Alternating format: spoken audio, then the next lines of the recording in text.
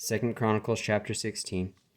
In the 36th year of the reign of Asa, Baasha, king of Israel, came up against Judah and built Ramah, to the intent that he might let none go out or come in to Asa king of Judah.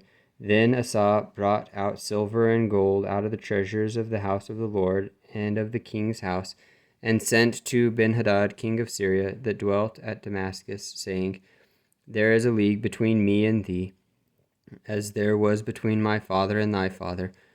Behold, I have sent thee silver and gold. Go break thy league with Baasha, king of Israel, that he may depart from me. And Benhadad hearkened unto King Asa, and sent the captains of his armies against the cities of Israel, and they smote Ajon and Dan, and Abel-maim, and all the store cities of Naphtali. And it came to pass, when Baasha heard it, that he left off building of Ramah, and let his work cease. Then Asa the king took all Judah, and they carried away the stones of Ramah, and the timber thereof, wherewith Baasha was building, and he built therewith Geba and Mizpah.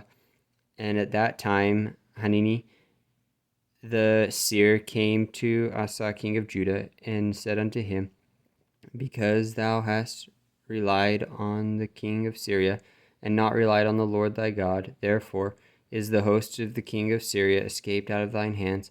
Were not the Ethiopians and the Lubims a large host, with very many chariots and horsemen? Yet because thou didst rely on the Lord, he delivered them into thine hand.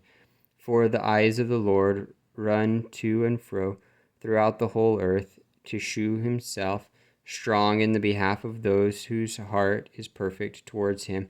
Herein thou hast done foolishly. Therefore from thence thou shalt have wars. Then Asa was wroth with the seer, and put him in a prison house, for he was in a rage with him because of this thing. And Asa oppressed some of the people the same time. And behold, the acts of Asa, first and last, lo, they are written in the book of the kings of Judah and Israel. And Asa, in the 39th year of his reign, was displeased in his feet, until his disease was exceedingly great. Yet in his disease he sought not the Lord, but to the physicians. And Asa slept with his fathers, and died in the 41st year of his reign. And they buried him in his own sepulchres, which he had made for himself in the city of David, and laid him in the bed, which was filled with sweet odors, and divers kinds of spices prepared by the apothecary's art. And they made a very great burning for him.